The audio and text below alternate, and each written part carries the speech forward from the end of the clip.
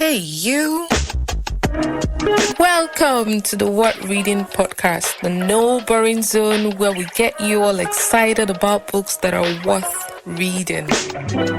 On the What Reading Podcast, you get some unbiased take on books, juicy scoops of what runs through the minds of your favorite author. You can call us your virtual book connoisseurs that help you filter through the many books out there and let you know the ones worth reading. On this podcast, we talk about different book genre. We do not discriminate. From fiction to non-fiction, poetry, biographies, memoirs, you name it, so long as it is written by an author of African descent and project our very own authentic African stories. You can count us in. So welcome on board and thank you for tuning in. We hope you enjoyed the show.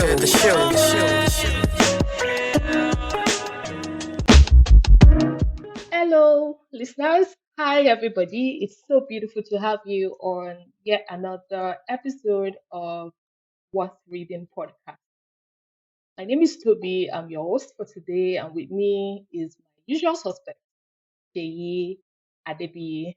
And hi, Sheyi. Do you want to say something to the house? Yeah, I believe the use of suspects is in a positive way. So yeah. Oh, well. My partner in crime, my partner in all things literary I books believe or all things African literature, It's an absolute delight to be here again with you today. And it's episode 4, season 2. Wow! I'm so excited. yeah. We've actually come a long way. I'm excited. I did not know we were going to Gradually. come this far because this year has just been such a roller coaster, I must say. There was one time our audience, we literally went cricket on everybody because I don't know, for some interesting reasons, some not things were just not hard enough. And we must admit that it actually takes a lot to put together the production of every single episode. And we're just telling our guests who will be introducing very shortly that this is actually a labor of love. And I mean, it's something which we're quite passionate about, and we do it all for the culture. And the least we can get in return is some level of support, some subscriptions, some feedback, ratings, and referring this podcast to all of your friends and family and your enemies and every single person. So it's an absolute delight to be here again with you guys, and I will be introducing our guest today. It's an absolute honor to have with us today Michael, who is the author of so many books that are well known within the Nigerian literary space or in the African literature space, if I'm being honest. Hello, Michael. Lovely to have you here. Hi. Thank you for having me. It's really a pleasure connecting, and I look forward to the conversation on this episode. Amazing. Hi, Shay. Do you want to say something to our guest today? Let the audience feel how excited you are, like the upbeat and what the conversation today is going to look like. So I could use some very positive energy here right now. So please tell us, what are Yeah, you looking so forward to on this episode? I'm looking forward to know what inspired the story. It's quite interesting because of all of the elements that the story tries to capture, right? I like the cover page. I like the maple leaves that are floating around, and I believe that the background image is of the city that was mostly mentioned in the Don't book, let the cat out of the which bag yet. happens to be the Because city people that the don't even author know what resides book we in. are But yeah, talking about. that's why I didn't say the name of the city anyways. But yeah. So But, I but really can't anyone, wait to get into this. I have loads of questions for you, and I'm sure that you're ready to help us and help our listeners understand. And once they're done listening, get out to the nearest Robin Heights bookstore or the nearest bookstore and grab a copy of this book. and on Amazon too. And Yeah. I think if we have amazing students of history or people who are quite familiar with geography, they can almost get the book in focus. And of course, if you're a lover of literature, because she already gave a few cues early on, you mentioned maple leaves and all of that. And, it's that, should I call this country that is known for maple leaf the other capital city of Nigeria, or like an extension of Nigeria after the other one. But of course, lately, when you mention anything that has to do with, the Jackpot phenomenon, and for those who don't know what Jackpot means, Jackpot is like a local term in Nigeria that we used to describe the current exodus and the current wave of immigration or migration of our people to other countries, to other European or American countries, with greener pastures. And so, without beating around the bush too much, the book we're actually focusing on, because I mentioned earlier that our guest has written quite a number of books, and what we're focusing on today is his latest novel, which is titled "Leave My Bones in Saskatoon." Yes, I got the pronunciation of that right. Yay! Trust me, before this episode, I had to go on, YouTube and Google pronunciation to make sure that, someone actually enunciates the word and spellings correctly. I mean, it's quite a mouthful. So, exciting. And like Shayi mentioned, we're all really keen to know what actually inspired this book, which is like not such a far-fetched question. I'm sure you've gotten that a number of. In addition to that question of what inspired this book, right, it would be great to know your own Jackpot story, if that makes sense, because I'm very much aware you're based in Canada, or actually in Saskatoon, which is where this particular book was set. So yeah, over to you, Michael. Love to hear from you. Yeah, thanks, Toby and Sheyi. That's a really good question about the inspiration for the book. And quite frankly, like you mentioned, like I also jackpot, and maybe not too long ago, right? And I realized when I got here, um, and I wouldn't say it was lies, like nobody really lied or painted any picture to me that wasn't. They just weren't talking, like they just weren't saying things. And so when I got here and I realized, oh wow, um, why are you just telling me this now? Like, like why am I just finding out this? Maybe it's my fault. I should have done more homework. I'm the one who is leaving, right? Who is moving, so I should have done more homework, more research. But then coming here and realizing that wow, only for those who have done the research, even for those who may have been told, right? Um, the reality when you're on ground is very different from when someone tells you. Like when you experience it, right? It's different from when someone tells you. So, and I thought, like, you know what? I think as a writer, as a human being, really, I think I owe it to people. And disclaimer, like, I would never, ever, ever be among those people who will go and do a YouTube video and say, "Oh, Canada is tough. Don't come, don't come." By all means, come. I don't belong to that school of thought. But hey, guys, just beware that it may not be easy. Hmm, And I thought like that's the sentiment I wanted to convey in the book. Like, hmm, you can't be prepared enough, but I also didn't want to be one of those people who didn't share my story, and hmm, so may contribute to the deception that is out there about how that process of settling in can be. And I'm not saying everybody has a bad experience. I mean, I Mhm. have heard of cases of people who even get a job from Nigeria before they arrive here. So they're not going to yeah. come here and be looking for work and not going through all that stress, but Hmm, still, there's a lot about living in a country that is not yours. There's a lot. And it's not just about having a job.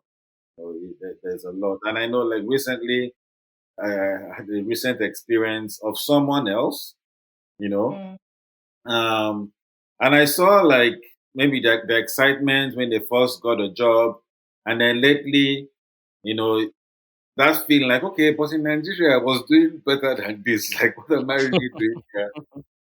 Lately I've started picking that in our conversations. Like, okay, hmm, why am I, why am I doing this? I would never have done this in Nigeria. Like, I won't even do this for my parents. Like, why am I coming to do it for hmm, someone else? So at some point that reality sinks in, and you start to question yourself and your decision. But ultimately, like I said, I'm never one of those who will say, "Oh, don't do it, don't do it." I look back, hear stories about what's going on in Nigeria, and sometimes I wonder how come we still have people there? Like everybody we're, should have left we're by still now. here. We're still here. We're still here. Uh, you're one of the 1% or the few percentile of people that are fiercely loyal to. I wouldn't even say it's a question, it's an issue of loyalty or, patriotism or anything, but okay, kudos to you. You know how I feel Yeah. about this now. Uh, But yeah, we're for the building. purpose We're of building this context, country for right? all of you. Not true. Okay, guys, thank you so much for sharing, Michael. It was really interesting hearing your perspective and finding out the story behind this book. And I think that one of the relevance or one of those things that make literature such um, a valuable form of art is how it's actually like a reflection of our society. And oftentimes, especially when it comes to Nigerian or African literature, most people tend to like explore historical side of things, forgetting the fact that there are actually a lot of contemporary and modern topics or subject matters that are what's being explored. So your book is actually a breath of fresh air, if I'm honest, because it actually explores like something timely, something recent that actually affects or Mm-hmm. touches the life of every young people in this age and time. And just to establish a bit of context for those who probably don't know too much about the book we're talking about, like I mentioned earlier, it's titled "Leave My Bones in Saskatoon." It's like the latest release by Michael Afenfia, and I'm going to try to see if I can read the blog of the book synopsis behind, because I'm trying as much as possible not to give you a spoiler. You know what that means. The idea is to get you people to care enough to want to read this book. I mean, what we do on this podcast is review the books that are worth reading.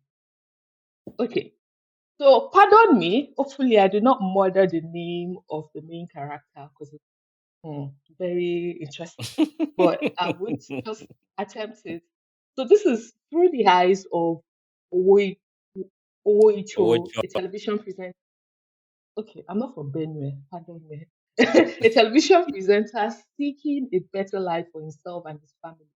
Leave My Bones in Saskatoon spans to cultures and continents. It is honest, heartfelt, and enlightening. The story begins with Owocho's good news. He can't wait to tell his family that their permanent residency application to Canada was successful. But while he was in Abuja, happy about this breakthrough, somewhere in the outskirts of Makurdi, a dark and troubling event threatens to torpedo all the plans he and his wife Ene made to family. So yeah, that's what we have about the book from the blog at the back of the cover.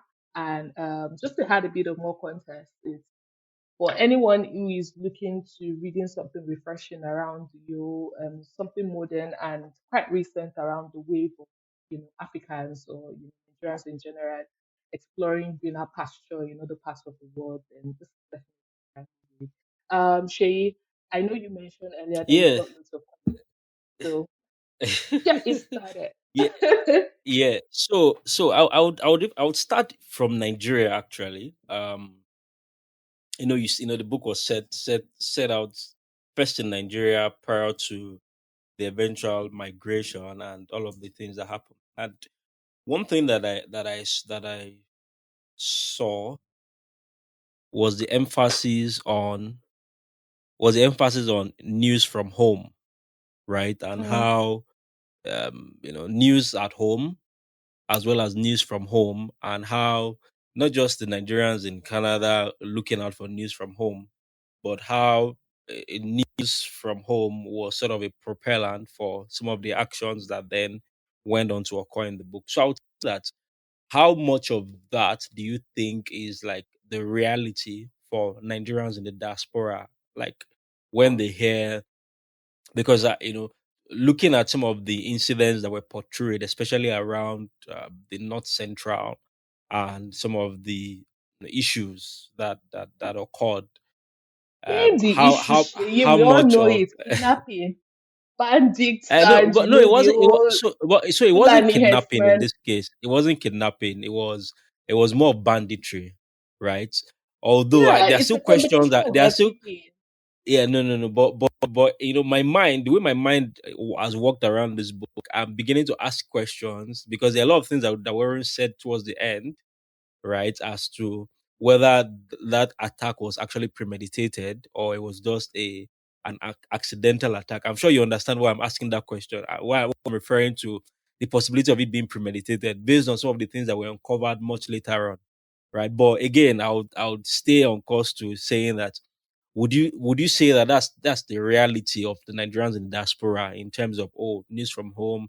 Do they always just get hit by bad news or something that's occurred or the elections were bad or this has happened, that has happened? And what's the general feel or general pulse of Nigerians in diaspora about news from Nigeria?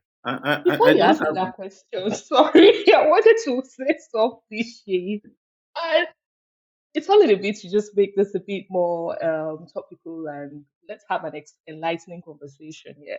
And disclaimer, Shay is a diet optimist. Let's we'll get that started. And the way you are painting this thing is like it's almost as if you're trying to make excuses and you're like, oh, maybe it's premeditated. No, And I'm all. not I'm like, making no, excuses. I'm guys, not making excuses. obviously I'm we're following the victims of trail. I'm circumstance and following the trail of the book. I'm following the revelations that occurred I don't agree with towards you, the end of Shay. the No, story. Nigeria, And it's like every single thing that Michael painted in that book is actually the reality of what happens from home. And even for someone who is a migrant in another country, I can say for sure that there's this renewed interest in keeping up with happenings from Nigeria, right? And sometimes you're like, oh, is it really as bad as it's portrayed in the media? But in all fairness, no, it's when you actually bad. get the first-hand account of your friends, your family, and sometimes it's almost as if you're kind of like shielded or you are not really in touch with that reality because you've been able to create this bubble for yourself. Good for you. But the real fact is that those that are back at home, I It's personally not that feel bad. very, very agitated when it comes to issues like this. So, like See, it's not that bad. So I I think run a Michael, business, right? You know what happened to yeah, us in August I'm and how aware. Nigeria happened to one of my I'm staff aware, but it's and it still was not such that a bad. painful loss. It is bad, Yeah, Shay. And I'm I don't aware, but know it's still how not you that still bad. manage to be very optimistic. Maybe Because I believe because in you Nigeria. managed to be able to. No, we all know that's not just the entire story. You No, I you also believe know have in a me. good Nigeria. character. When you And leave, to be like there was a time I used to live and work in Lagos, able. Okay. and then at that time in Nigeria, there was a lot going on in the Niger Delta region. Mm-hmm. Uh, Bombing pipelines, like they were kidnapping people. There were lots of things Militancy. going on there. Yeah. So whenever I was driving, I used to join the staff bus to work from the mainland to the island every morning. And every time on the news, it was once the news came on, because we'd be in the bus and then the morning news would come on the radio. And it was, oh, in the Niger Delta, they have done this, they have killed someone, they've kidnapped someone. So it was almost like there was a war going on. If you were in that bus in Lagos every morning Mm-hmm. listening to the news. And then I Mm-hmm. had the opportunity of going back home, to the Niger Delta, Yenagoa to be precise, to work. And then And you I saw that was realized it was different. Like, okay, I thought I was going to a war zone. So exactly. I was like, where's all these stories I kept hearing on the news every day? So I guess Shay's point that sometimes when you live, okay, I get both of your points. When you live Okay, in it, better. you become, is it cost? There's a word that you become toughened. So you Mm, don't realize that you're not sleeping at night because you're worried. You just heard of somebody being kidnapped or somebody's car being stolen. When I was in Nigeria, quite frankly, at some point I stopped going into a hair salon to cut my hair because I'd heard of stories of people who went to cut their hair and then they stole their phones or they were attacked. So I'll bring the barber to the house to cut my hair. You understand? Like so but what options do you have? Like, I could afford to bring someone home to come and cut my hair. How many people can Yeah. afford to do that? But you have to cut your hair anyway. So you will go Yeah. into those places and life Mm-hmm. will go on. And after a Mm-hmm. while, it almost feels like it's normal. Like it's not a big deal. Like, okay, look. So and again, the other day I was I think it was yesterday. I was on social media and I saw this guy pleading on behalf of somebody who had gone to his house to steal. And so the people, maybe his neighbors or whoever, this happened because I saw the video, right? So they beat the guy up, and this is like jungle justice. And it Mm-hmm. was so acceptable that this guy would post it on social media that this guy came to steal in my house and we beat him up. Like, you live in the UK, like, would that happen in the So UK? that's Like, why such a would bizarre thing. like Yeah. why would you beat It's Yeah. actually somebody a So up? nightmare. so if I think we'll still come back to the question, but one thing I was going to point out, which you also kind of referenced in the book, is where Oicho had spoken to his friend, and he said his car was never broken into in Nigeria. The first time his car was ever broken into was there in Canada. He said he had never seen, young people vape outside of school. The first time he was ever going to see it was in Canada. And, he mentioned a couple of vices, and what that was for me is the fact that, a few days ago, I saw on Twitter where someone put up a video of somewhere in Atlanta, if I recall correctly, and, where on the streets we had people literally moving like zombies because of the drug culture that is there, right? We're all here just before we did our own NSAS, there was the George Floyd issue, and there Yeah, continues to be the issue of the murder of young black males, right? Which still hasn't stopped. And if you tune into local, pick a country, America, Germany, wherever it is. Even in the UK, there's currently a knife violence issue where people still have issues with burglars, like high celebrities, footballers have issues with of burglars, going into their houses to steal jewelry, steal valuables. A friend of mine was recently attacked in the UK just a few days after her birthday. So the point in all of this is, what I always try to say is, I agree that we have issues, but I want to believe that baselining, we are not worse off compared to many other nations. Many other nations have better media representation, and so, but I don't think it's as bad as sometimes the media tries to portray. But again, like my point, my question was, do you think that the general feel of those in diaspora is, looking out for news, and do you think that the news that often gets to them is more of the bad news than the good news? And what do you just generally feel as the vibe of you starting off the book with that story? yeah, yeah. That's a great question. Like, so I'm just one person, and it will only be my perspective. But Yeah. from my experience, and maybe other people too would experience the same thing, right? So you leave Nigeria, you Japan, you whatever, with a lot of expectation, Mm-hmm. right? And then when you get there and you realize that, oh, some of these things, they're just lofty ideal, that can never be actualized.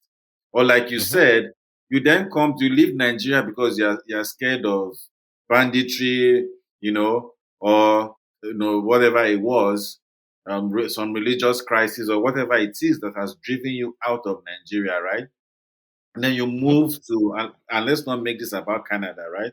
You move to the US with your family.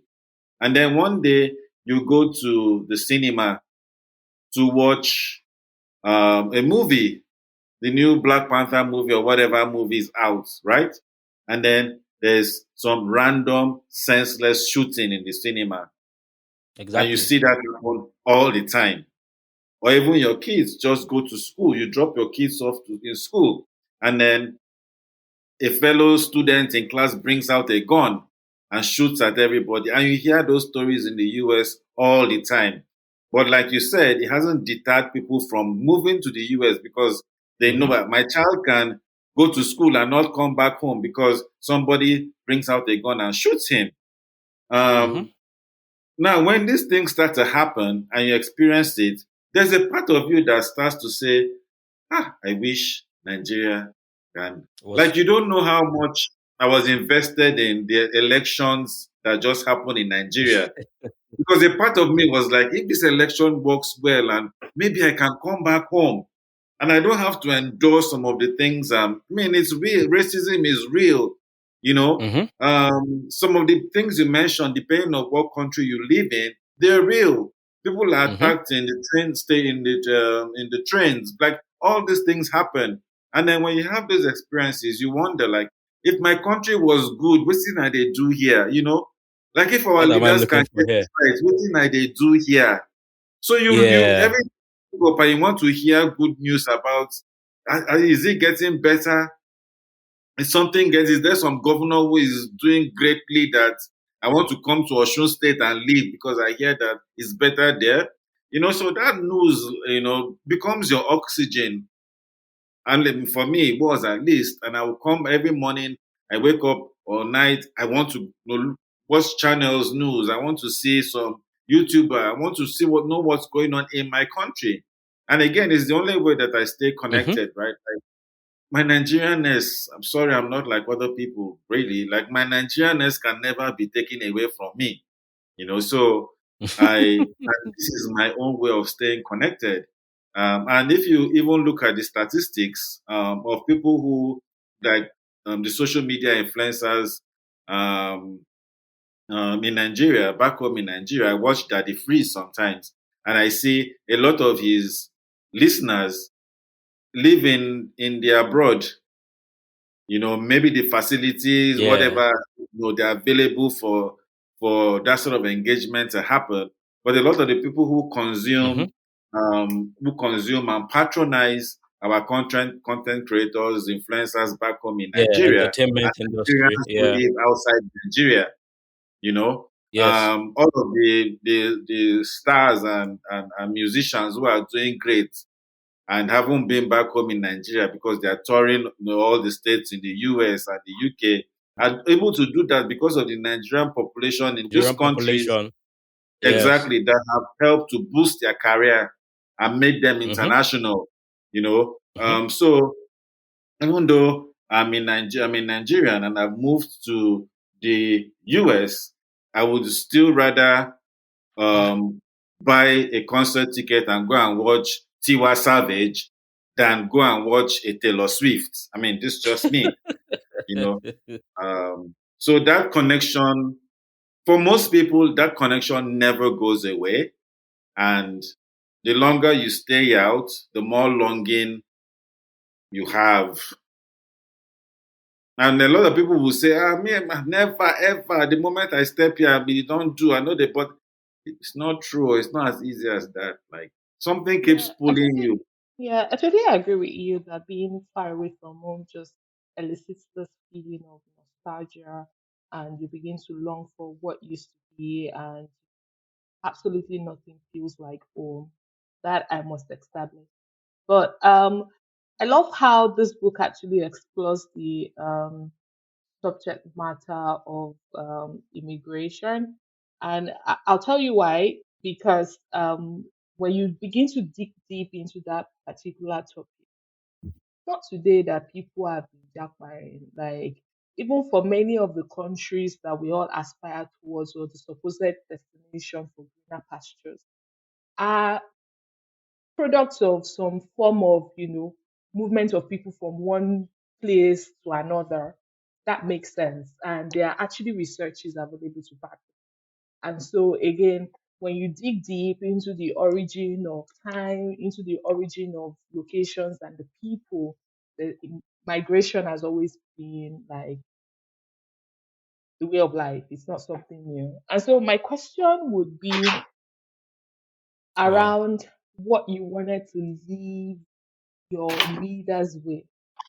I know there are so many things that you explored. There was the issue around trust. The book was really like a full blown, melting pot of so many issues that affect every human in this age and time. So, off the top of my head, I'm just very curious to know what key message you wanted to leave everyone with, or it was just a case of, providing like an a la carte and you want people to take one out of it beyond just using telling the story against the backdrop of what's migration. Was that something else you wanted us to leave home with? Because again, I got confused at the end when I turned the last page. I was like, okay, so interesting story, but varying perspective. What stance should I take concerning this issue and what actually happened to characters? Yeah, that's a really interesting question. I think before I go into that, could respond? You mentioned that longing as well, and I remember like I'd been in Canada for a few months before I drank or saw like um, a kind of malt, like um, Nigerian Maltina, whatever it was. And I can remember how excited I was. Like, my God, I can drink Maltina again, you know? So those little things, they seem like, oh, this is little, but it's a lot, right? Being able to eat bully and fish, like those things Port guy. the things that make you miss home. I remember the nostalgia Yeah, you speak yeah, about, yes. And yeah, to your question, I think like beyond that desire to um, inform yeah, people, I also wanted to encourage people to be open. Like people have been coming, living in Nigeria for, like you said, for even migration is as old as time itself, right? yeah, And yeah. in the case of Nigeria, like, and you don't have to be a writer to tell these stories. But why don't we share these stories, Exactly.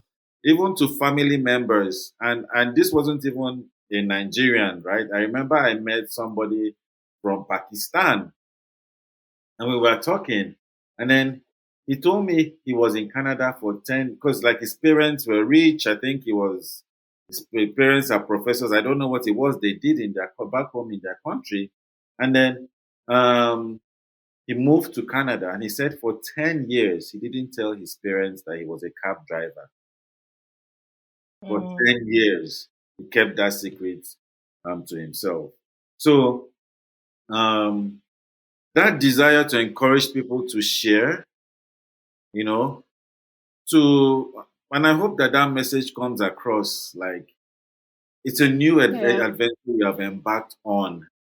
There's nothing to be ashamed of, like there's nothing to be ashamed of if you have to But I start don't all over. blame people who do not want to share because again, the book was really familiar to me because so many of the things that some of the characters had to go through.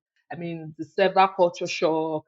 I only just came to the UK in 2020 in the middle of the pandemic, and I had those different levels of phases of that shock, and it was a lot to grapple with. And there were times when you who do you begin to tell? Because of course you're in a new environment, you probably aren't forging the kind of relationship or a community that you can genuinely feel vulnerable enough to talk to. Isn't that your family and friends that perhaps are back at home are seriously rooting for you or probably said all the prayers in of all the psalms to you for you and are praying for you that you begin to call back and now begin to tell them that oh yes it's freezing here, oh I'm having winter depression, oh the weather here is so hot, oh I can't sleep well because there's some insomnia that is being induced as a result of the fact that my body isn't adjusting. And so again, for me, I don't think it's a question of people not really wanting to share or being open. I also think that it's a question of a cultural what's the word now? Limitation that makes us feel that we want to keep up appearances and you want to give people a Yeah, I'll perception say of how who far you my are. guy. Even How back in far my guy. when someone is whooping your ass or things that happen behind closed doors, Nigerians are not the most open set of people. There's a lot of silence culture amongst Mm-hmm. our people. As Africans, our culture can is not one that Yeah. actually encourages people to be vulnerable, right? And so when you now find yourself in a new space, new country where you're doing something that is quite demeaning and not necessarily because there are Mm-hmm. nuances. It's not actually when you say, oh, it's demeaning, right? They would also tell you that, oh, such kind of labor actually help you understand that there's dignity in labor, that it helps you to actually build resilience and everything. And when you begin to explain that concept to friends where, hourly pay and all of those concepts seem alien to them, they probably would not understand. So it No, only in just makes Luth. sense that, oh, you continue to what they call in Yoruba, foriti, and hope that you get your big break pretty soon. I know for many international students that actually come to the UK, for example, on study visa, for many of them, probably Mm-hmm. they only manage to pay like their deposit and hoping that they get a side job that they can do and eventually be able to. They come into this country and most of the employers are probably just looking out for what's the word now, the experience that is relevant to that context. And nobody wants to take or want to understand that, oh, there's a life outside of the UK, that people had thriving careers where they are coming from. Some of these people are the same, or maybe there's also the language barrier they have to grapple with and all. So I could go on and on. And I'm just trying to play the devil's advocate and probably share from my Oh, own yeah, perspective as well. I totally get you. The only thing I would say is that like there are levels to sharing, right?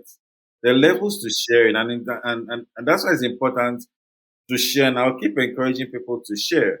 Like I'm here as well. I get your point. I'm not gonna Mm-hmm. every time that I have a conversation with my mother or my brothers or my sisters, I'm being very woe betide me. That would be very disheartening for them. But the thing Yeah. about not sharing is like I said, there are levels to sharing, right? For some people, it's isolation. So if I am not doing well in Canada because I feel isolated, like I'm not able to make friends, nobody is talking to me, and that's what I'm dealing with, sharing that experience would make somebody else realize, oh, if I see somebody who isn't like my skin color, right? And I run into them in the gas station or at the grocery store, all that person maybe has been longing for the past 2 weeks or 3 months or even 3 years is for somebody to walk up to them and say hello. But if you Mm. keep that inside of you, hey, my guy, how far? Like that's all you need, and you'll be fine. But if you bottle it in and you don't share that, oh, that's something I can be dealing with, right? Everybody will assume that everybody is fine. I mean, you dress up in the morning, you go to work, but you just need somebody to say, oh, hello, you know, Yeah, make you feel somebody to seen. take Yeah. you and say, come, let's go to the Nigerian store where they sell Nigerian food. No, let me do something for you. That's all you need, right? But if everybody bottles in, even in terms of the government and the countries and the systems that we come to meet here, if we always act like it's okay. I mean, I was a dentist of 20 years in Ogbomosho, and now I'm living in Saskatoon, but it's okay. I can be a cleaner. It's fine. It's not fine. Mm. It Mm. affects your mental health. So if you Yes. don't speak up, the people there will think you're fine being a cleaner. You're not fine being a cleaner. You're not fine working in a care home when you had a blossoming career as a bank manager or whatever. You're not fine, right? But if we keep acting like we're fine and we don't share these stories, even those systems will not know that they need to change things. Those policies that Mm. make it difficult for you to find work in Canada, they will say you must have Canadian experience. They will say you Mm. must have Canadian certification. All these things are barriers, are systemic barriers for immigrants to settle. And if we don't talk about them, then even the system doesn't know that there are things that need to change. Yeah, I think it's good to hear that. And I know a couple of people that have had to leave for Canada, and I believe that they are making headways. Regardless, one thing I'll backpack a little and talk about uh, three or two of the characters in the book, just so we can also give context to listeners as to what to expect. And I'll speak about Ochania and just when I thought, I kept thinking about the question I was going to ask about her. I saw the artwork behind you, so I was going to ask, that was it China that painted that? Nice one, Shay. But one of the things Shay is fascinated by art, yeah, so I artist was too, going to right? ask Nice. that, what really inspired that character? Uh, so I'm asking because I saw that character evolve, right? I saw that character evolve across, well, in Nigeria, based on circumstance. And I would say that thank you for what you did in that book, or that you did not allow Oche to do anything That stupid. rubbish boy. Thank you for all of the interventions Oh, that would have came in been at unforgivable. different points in Yeah. time. Yes. So, but again, back to my question, what really inspired, that story? Because it's okay. It's when you look at the story of the main character, one can walk through it, right? But looking at her own story and how she also started to come into her own, or into herself along the way, Okay. was quite interesting to see. So yeah, what do you think really made you bring in that character into the book? I think like young people, like globally, like where do young people go to when they want to be heard?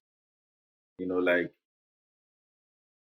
if a family of 4 or 5 move from Lagos to Toronto to live, um, chances are that you would hear the mother's experiences. Mm-hmm.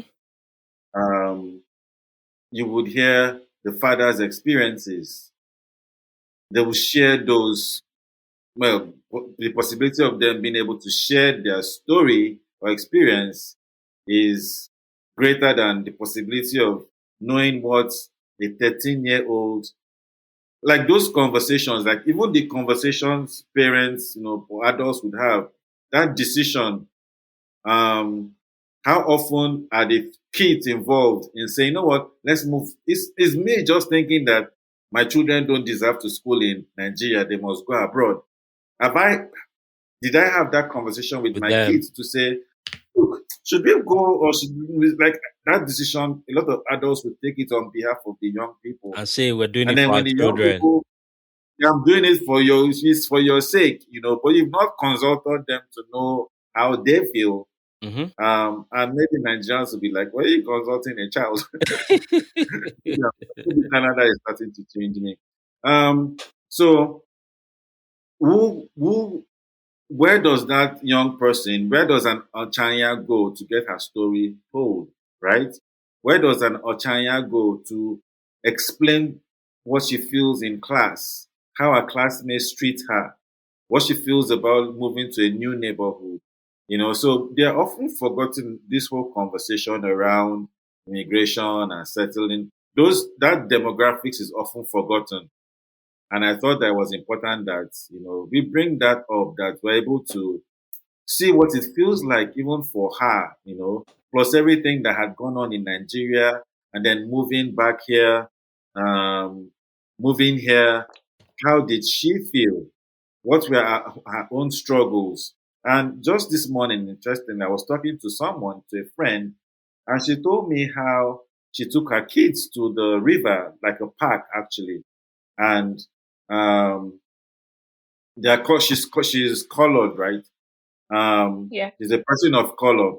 So she took her kids to the park, and then somebody comes to her child that is not even a teenager, and says to her child, "Go back to your country."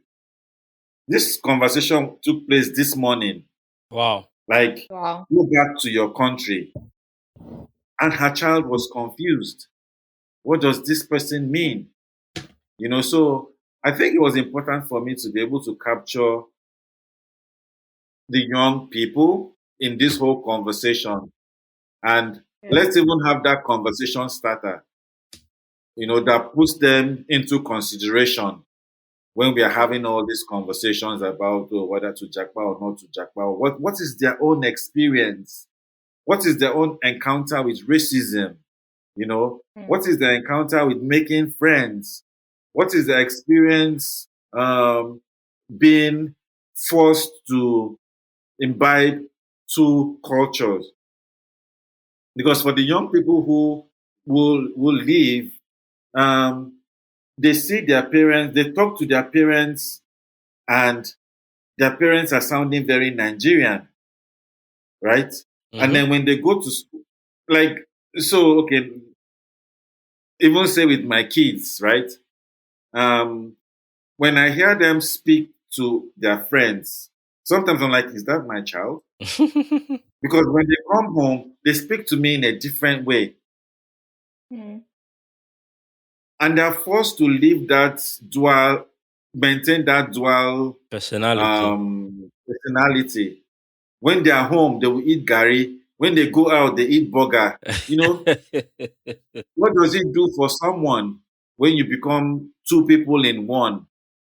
And I think that's why I built in that character there. Interesting. And there's Interesting. something Thank you so about, much for and I doing hope that. this is not, I hope this is not a spoiler alert, but Oche, you mentioned, I hope you read between the lines, because somewhere at the end, Yeah, I was no. I'm coming to that. okay, so I'm glad you got that. I'm So let's coming not talk to. about it. I'm coming to. Um.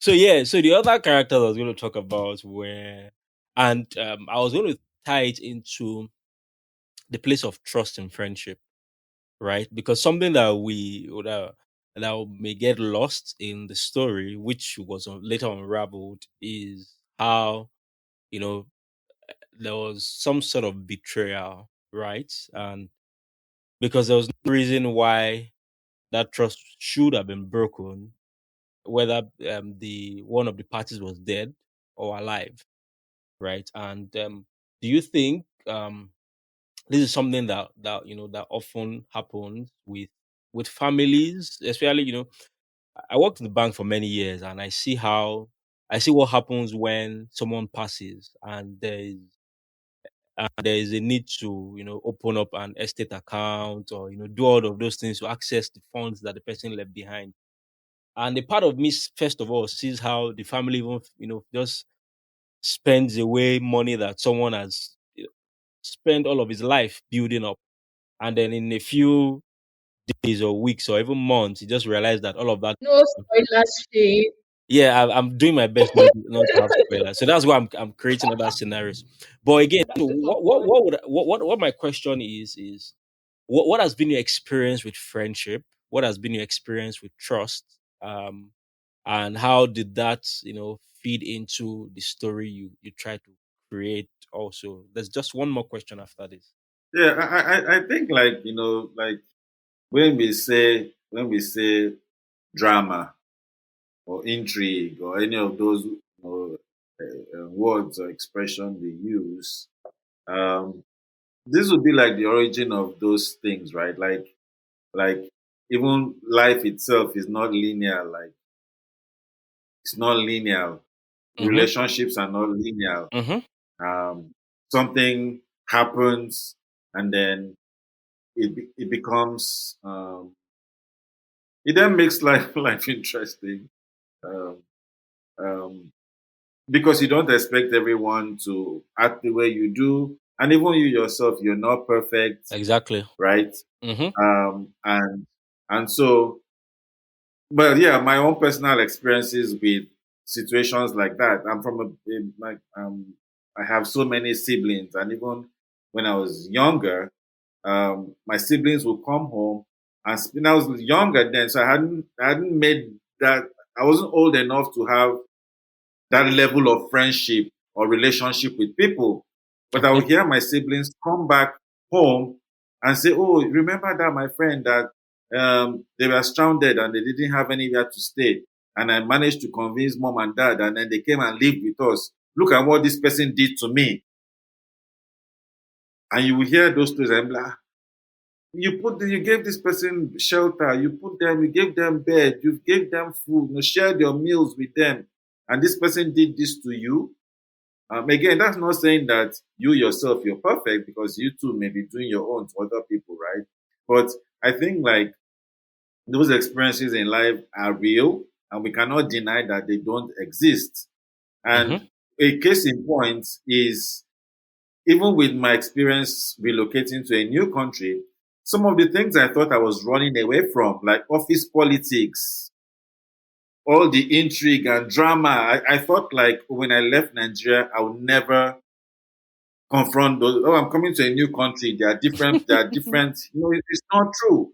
You leave and then you come and you see the same thing. You see betrayal, people lying, all sorts of things that happen, back home in Nigeria. You see those things happening, and there are different human beings who have been raised differently, have different backgrounds, but that tendency to lie, to throw someone under the bus, to try to get ahead, um, to enrich yourself at someone's expense, to like I said, throw somebody under the bus so that you become, if they're out of the way, then I become the supervisor. You see those things happen even here as well. So in that Yeah, they are sense, not location agnostic.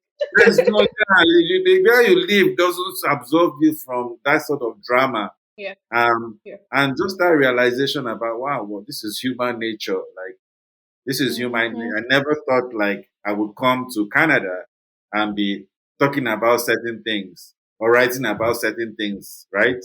But at the end of the day, we are all human. And I left one set of human beings in Nigeria, and I'm coming to deal with a different set of human beings in this new country. Ultimately, they are still humans. And so Yeah, they would marry, they will fall in love, they would fall out of love, they would do everything a human being does, right? yeah. And I hope I would that, love to read. Yeah. yeah, yeah. I would actually love to read an excerpt of the book that really does justice to all of these things or issues that you've actually talked about, and that will perhaps be page 196. I think the second paragraph. I think it was a conversation between the main character, whose name I'm still not sure of how to pronounce, and Obina. Hopefully, you're going to pronounce it for us. So there was the main character was agreeing with something that Obina was saying, and he said, the more I interact with people, the more it hits me that many of us have come here from Africa and other parts of the world based on an incomplete or false narrative. And so, when as human beings, we tend to believe that, or when you come into a new place, that some of the ills and, the not so pleasant things that I've experienced in my former place of location, I would not experience it in a new place. I think that's like being totally not realistic because humans will be humans, irrespective of their color, irrespective of wherever it is. And so sometimes it makes sense to kind of like judge from that individual perspective and understand that whether you're white, whether you're black, the heart of man is desperately evil. That makes sense. So, Shay still has one more question, but before you ask your question, Shay, I wanted to find out from Michael why was there an heavy dose of Benue, Makurdi, and the bulk of the main character and the family in question in this book were actually from that part of the world, that part of Nigeria. And for context, Benue is around the middle belt, Nigeria, Not and I'm very central. sure that you're not from Benue. Is it not central? Yeah, they call them Yes, middle. not central. Yeah, Okay, well, you guys, I'm glad you brought that up. Yeah, yeah, it was very deliberate and intentional on my part, to have this character come from the middle belt. My last three books, I think I have often, used created characters that are from my part of Nigeria. yeah, So they're Niger Delta. Bayelsa, Ijo, and I've written about those characters. But I like to push myself sometimes, and I thought, no, why Mm, don't you go to a part of Nigeria, and create characters, um, and just set this story around, that part of where you are not even from, um, because that Did way you I'm have to learning. travel to Makurdi? well, I was in couldn't do that. But I have friends from Makodi, so I'll just call them on the phone and like, hey, I need to know about this. I'm not, Yeah. even the names of the characters. Like I'm like, okay, give me 5 Benway names of guys, and then they'll give me Owoicho. names. And I'll okay, this one Owoicho sounds like a good name. Okay, that would be the name. And that was how it all came together. And I wanted to even say when I did the Mechanics of Yenagoa, you know, that book showed me how important location was because Yeah. when I then now I'm in Canada, and I make friends from all over the world, and Yeah. some of them have read Mechanics of Yenagoa, and they went and Googled, so they know where Yenagoa is. So I'm like, oh Yeah. wow, I didn't know that this was an unintended consequence of doing that. So I'm like, you know what? I can shine the light on how many novels really, and both of you are avid readers, Toby and Shay. Yeah. Like, how many books have you read that are set in Makodi? Yeah, I agree. I've been to Makodi once, yeah, and every single part or elements you mentioned sounded very familiar. And yeah, kudos to you for actually doing that. And that's one of the beautiful things that we would love to spotlight, or the reasons we do what we do at the What Reading Podcast. It's an avenue to let people in and let them know that there's an entirely vast universe out there. There's a world out there that is worth exploring outside of your cocoon or outside of Europe or the UK where you're based, and just to open their eyes up to beauty and culture in Africa, whether it's in Nigeria, and even the mere fact that I've met my colleagues at work that are non-Africans, and I begin to tell them that actually, even though I'm African, right? I'm Nigerian. Like, Africa is a continent. Like, it's like saying you're European, whereas you're actually British. And so when you begin to want to break down all of those levels and nuances to them, it's hard for them to understand. But it makes sense that even for me as a Nigerian, getting to open myself up to some of this culture that were unfamiliar. So yeah, thank you so much for doing that. My other question, since Sheyi isn't what's the name here, is maybe I was going to ask about how you manage to infuse a few other foremost contemporary African authors. Like I saw you mention Ukamaka, Olisakwe, and then the classic what's the name, Bright Price by Buchi Emecheta, and one could tell that you were trying to infuse your love for African literature through the character of Ochanya. Hope I got that pronunciation correctly. So it would make sense to hear from you some of the your biggest influence as a writer. Like, so what are those books that really, really rub off on you and actually have helped you to build your craft, or even build make your writing prowess better than what it used to? So, Yeah, yeah. Thanks. Yeah. Growing up, like even when I wasn't like old enough to read those books, because like I said earlier, I had older siblings, mm, and so I was exposed to reading James Hadley Chase, yeah. Harold Robbins, Sidney Sheldon. Like I read those books when I was really young, because my older Mm-hmm. siblings would bring those books home. So I was kind of influenced by books like that. And of course, by the time I started doing literature in school, I Mm-hmm. then became exposed to Nigerian authors. Buchi Emecheta, I really love her Yeah. and the way she writes, and Yeah. other Huge Nigerian fan. writers as well. And I know now, because I mean, like some years back, um, I would never have imagined that. The other day, someone sent me a voice note from the UK, and it was white people discussing my book. And I was like, hearing Look white at people that. the names and talking about the story like they really got into it. So I would never have Mm, imagined maybe 10 years ago. I get DMs from people in Ghana, all of like places saying, "Oh, come to our book club," or and yeah. like I never realized how far Well, you imagine it, right? You want it to happen, but when it happens, it Mm, hits you differently. Like, oh, for real, somebody in Jamaica is reading Mechanics of Yenagoa. Like, yeah, and so I realized that that book is a marketing tool, yeah, not just for myself, the author, but for anything I choose to speak about. yeah, Um, so by mentioning Ukamaka, yeah. like I'm really impressed. Like you picked that up.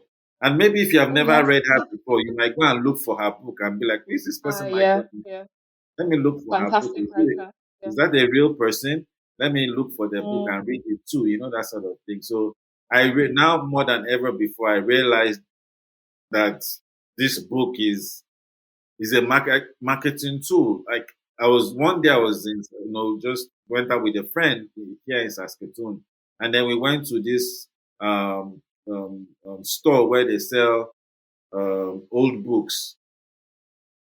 And Mm, my friend was like, Michael, come, come, come, come, come. My book was there. Like, how on earth? Like, wow. imagine that I would walk into a used old bookstore in Canada and I would see my book. And that book might end up in someone's hands.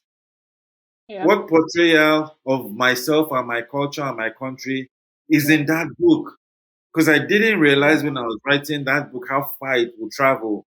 But now I know, Mm, So every book I write is an opportunity for me to be positive. And like even mm, though I know, even with Leave My Boss in Saskatoon, some bad things happen, but those bad yeah. things are to make us reflect. Ultimately, I'm saying I wish Nigeria would be better. When you ask that question about what other messages do you want, like what other messages are in this book, for me, it's a longing and a hope and a dream for Nigeria to be better, so Yeah. that somebody like Sheyi who has vowed never to Japa I don't know if I mentioned. doesn't have to I don't know if I Japa. mentioned that it was a voucher, but Okay. No comments. Uh, oh, lawyer. She is not lawyer either. All of us are just thinking the better life for, I don't know. But this has been really interesting. Shay, now you can um give your other question a go. yeah, it's just I'll call it the final question, right? I was going Yeah. to ask if there's going to be a sequel because there was mentioned about Kilo the two. end of the book. What's left? No, there was something you mentioned at the end of the book, the arrival of Uche. I didn't see that part too. You Sorry, missed Oh guys. it. yeah, You missed the arrival of Uche, and I'm like, hmm, okay, this is a new story entirely. Wow. So Wow. are we saying, Who are was you on that building that? comment?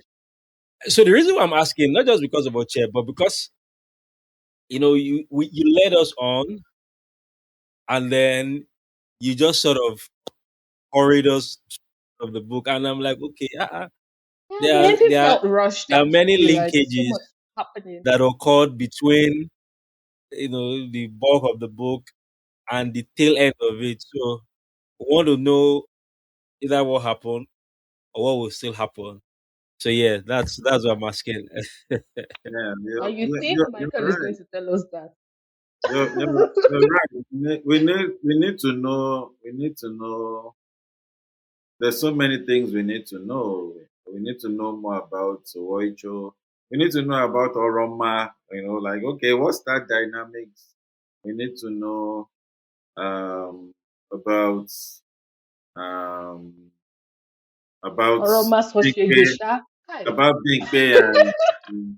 and that whole situation. But like Mm, me, when I write, I try to bring my readers in the journey with me mm. and allow them write their own ending. It's like I leave it to imagination to fill in the gaps, um, and and give it the ending that you want. You know. So, am I promising a sequel? I've promised a sequel for Mechanics of Yenagoa. I don't want to promise a sequel for Leave My Bones in Saskatoon just yet. Amazing. I, I personally feel that the book ended the right way. I love how it ended. That's like what I would love to say. It, my only other bias perhaps would be the fact that I felt like a lot was just happening at the end, and it almost felt like, oh, let's bring it to a close. It's about time that it actually ends and all of that. So, good one with that. I'm glad you asked that question, anyways. And I'm so shocked that I missed out on that Uche part, like what actually happened on that bit. Hopefully, I take another dive at the later chapters of the book and discover what it was. So this has been a super, super exciting conversation. Um, I totally had enjoyed every single minute of reading this book. And there's this thing myself and she typically do, right? We would love to rate every single book that we discuss on the podcast, like on a scale of 1 to 10, how many stars or what would you rate this book? Hmm. For me, I I honestly felt like after the last book that we reviewed or that we discussed on this podcast, I wanted something very easy, something relatable, and this actually did that for me. And on that basis, I'm definitely going to like hmm. I don't know whether to be generous or to be that bad lecturer in a Nigerian university and say, "Oh, time is for the gods." It is for me. I know, but I really feel that because it's a relatable read, it's a timely one. I would definitely rate it a an 8/10 for me. And I honestly can't wait to hear what she has to say about it. Like, how many stars, or on a scale of 1 to 10, what would you rate Leave My Bonus as?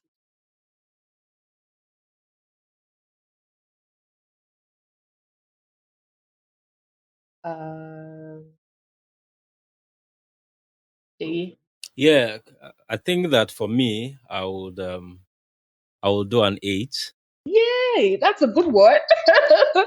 'Cause I was pretty very skeptical about what she used. Yeah, I was very skeptical about what she used perception about the book would be, and I saw myself, highlighting, marking some part of the book, which is very, very interesting. I only do that for books that I actually enjoy, and so yeah, kudos to you for that one. And I was going to ask that you do sort of like a pronunciation exercise where you perhaps pronounce the names of all the characters for the benefit of those who kind of like struggle with the intonation or perhaps the enunciation of all of those words. So I've got Onjefu, who happens to be the brother. Do you want to correct me if I'm wrong? Do you want to try that? I'm not Benway myself, so Okay, I'm not sure about my accuracy, but Jeffo is correct because okay. yeah, the friend one of the one of my friends who helped me with the names for the book is actually on Jeffo himself. So Oh, yeah, yeah. this is me. That's his We're sure of middle that. name. Okay, great. And then there's Owocho or Owocho Owoi- Owoicho. Owoicho. or Woicho. Okay, noted. And then the daughter's name is Ochanya. Yeah, Yeah, yeah, great. And then I had here new prospective girlfriend is Oroma. Is that Oroma. right? So Oroma is actually And Ikwere. Igbo name. That's Rivers. Okay, okay. Yeah. And then I felt it was going to be unfair not to mention the kids, the twins, and the other boy. I don't want to mention what happened to them. So Onalekwe, did I get that correctly? Onalegu. Okay, Onalego, and then there's Okopi, is Yeah. that right? Okopi. Yeah. And then there's Ejuma, Mm. or is it Ijuma? Ijum, Ejuma. Ijuma. Ejuma. Right. Great. Yeah, I think that's it. Ene is quite easily understood or pronounced. Then there's Obina and Uche and Bingbe. Yeah, interesting names. Loads of characters that are quite memorable that will perhaps stay with the readers for quite some time. And yeah, that's it. So on that note, I really want to say a very big thank you to every single person that tuned in. Thank you so much for joining us. Michael, it's been really exciting getting into your minds and getting to know what actually inspired this. Thank you so much for sharing openly and for all of the food for thoughts that you left us with. I definitely believe that both of our audience or listeners also will be taking home with them some very important lessons. So a very big thank you to you for that one. And on that note, we will be calling it an episode. I hope you join us again for episode 5. We will let you know what we will be discussing then by either checking us out on Instagram to see what we'll be discussing or on Twitter. And please make sure to share this particular episode with your friends, your family, subscribe, leave us some comments and rating, and we really appreciate that. Thank you so much for your time. And that's it. I'm going to pause for a bit. I'm not going to stop the recording because we want you to do like a short intro, maybe for like 30 seconds to say, oh, hi guys, thank you so much.